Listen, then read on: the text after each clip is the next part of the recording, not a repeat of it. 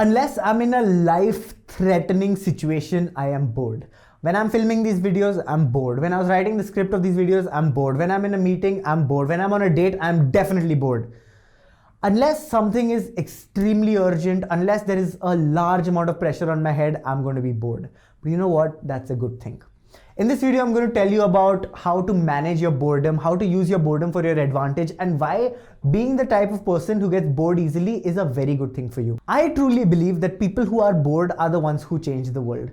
And the need for constant stimulation, the need for always doing more, the need for always climbing up, and the need for scratching that itch of boredom is what will help you go forward. But that being said, I've seen my type of people go in one of two directions. Either they kind of go down the route of degeneracy where they're having large amounts of sex and doing insane amount of drugs, drinking every day, partying, so that they're numbing the boredness, or they embrace the boredness and they learn to live with the boredness and start building something that actually becomes something great.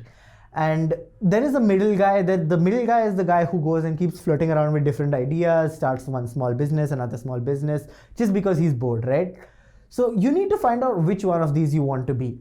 Both of these guys live good lives. The guy who starts one small business here and there, he makes decent amount of money, lives a pretty good life.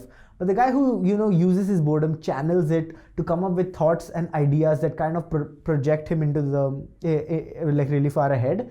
That's the guy that makes the most money and has the most impact on the future. Now, I'm not saying money is the answer to all the problems. Definitely isn't. But what I'm trying to say is that if that is your goal, then being the kind of guy who is bored all the time, definitely a good thing. Essentially, in my opinion, the people who are bored in the time have a very moonshot type career.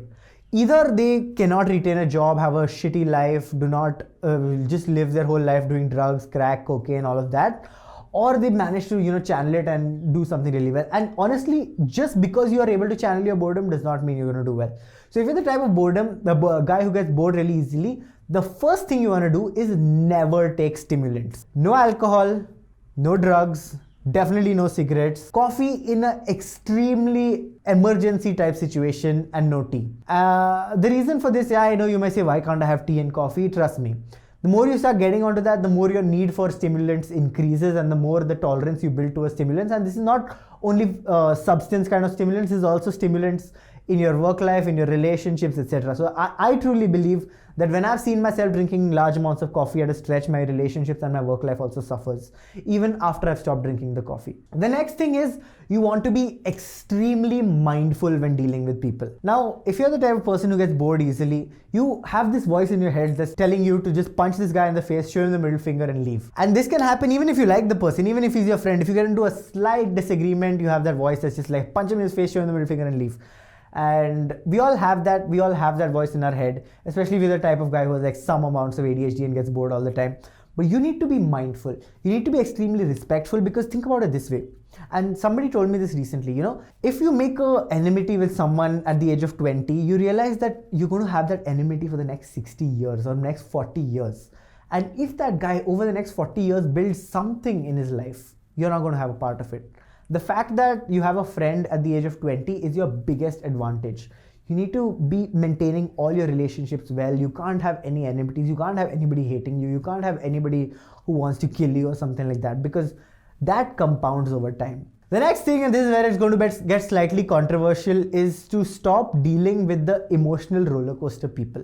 The emotional roller coaster people is the type of person where when you're interacting with them, sometimes it's a super high and you're always happy, and sometimes it's super low and you're always sad, and sometimes you're super angry and you just want to fight. It's those guys, right? And funny or not, I'm an emotional roller coaster type of person. When I get into a relationship, the person is going to have a huge roller coaster of emotions. When I get into a business partnership, the person is going to have a huge roller coaster of emotions. Maybe because someday he makes a large amount of money, someday he makes zero, stuff like that. And I've kind of embraced it about myself, and I'm trying very hard to not project these roller coasters on other people, but it is what it is, right? So I've seen that two emotional roller coaster type of people never get along well, and when they do, it becomes the most toxic thing ever. If you're like me, right, you want to kind of get that anchor point in your life, and somebody has told me that I need to build more anchor points in my life. So essentially, an anchor point is something that keeps you grounded. You know, when your emotions are going up and down and up and down, and you're thinking of everything in the world, you're thinking of suicide one day, you're thinking of conquering a country and being a dictator one day, the anchor point is what's going to keep you grounded. You know, it's going to bring you up when you're down and bring you down when you're up. So I very, very strongly do not engage a lot with emotional roller coaster people. Even though I am one, it is hypocritical, but it is what it is. The last thing that you need to embrace is that life is boring. You can travel the world on private jets, it's going to get boring after a bit. You can go and have sex with large amounts of very beautiful women, it's going to get boring after a bit. You can make millions and billions of dollars, it's going to get boring after a bit. You can take cocaine and heroin every day and it's going to get boring after a bit. So you need to understand that you're going to be bored regardless. Whatever you do, you're going to be bored. So just numbing the temporary boredom is not the solution. The solution is to just be okay with the fact that it's boring. Even if you make $1 billion, have $1 billion startup, and every day you're on the news, or you're an influencer with 10 million followers, it's going to be boring in the end. So all in all, if you embrace the boredom, if you just accept the fact that it's going to be boring regardless and move on, you're on the right path. Just don't get into that hedonistic cycle of stimulants and stuff like that, especially if you're the type of person who gets bored. You know, there are some people who will take large amounts of drugs and be okay. There's some people who will take small amounts of drugs and have their life ruined. You are the type of person who will take small amounts of drugs and ruin their entire life.